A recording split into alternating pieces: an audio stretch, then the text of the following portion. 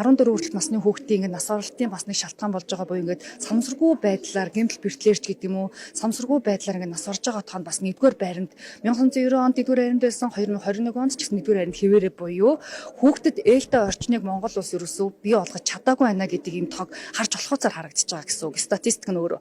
Тэгэхээр эн чинь юу гэж хэлээд байна вэ гэхлээр бид нар хүүхдийнхаа сэтгцэн эрүүл мэндийг нэгдүгээр анхаарахгүй хэвээр байгаа юм байна. За хүүхдийг эрүүл аюулгүй орчинд амьдруулах тэр нөхцөл болцоогоор хангаж ерөөсөө чадахгүй байгаа юм байна.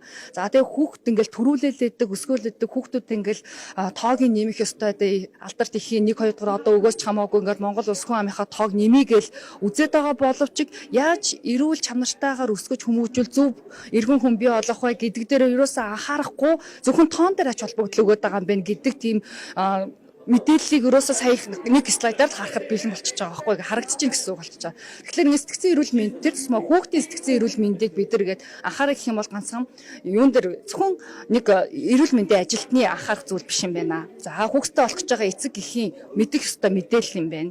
Мэдж авах ёстой бүр сурж авах ёстой ийм том агуулга юм байна. За хүүхдийг өсгөж хүмүүжүүлж байгаа хүмүүжүүлэхэд гар бие оролцож байгаа багш нарын бас оролцоо их чухал юм байна.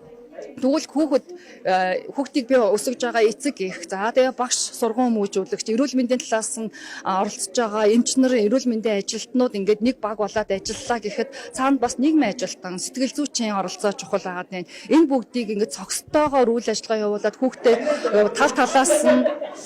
тал талаас хүүхдэд ингээд анхаарахад одоо хөрсийг нь бий болгохын тулд тогтолцоог нь бий болгох хэрэгтэй гэхэлэр улс төрийн оролцоо хүртэл чухал болчихж байгаа байхгүй. Тэгэхээр энэ бол салбарын бүх салбарын оролцоо чухал юм а гэдгийг л харуулад байгаа.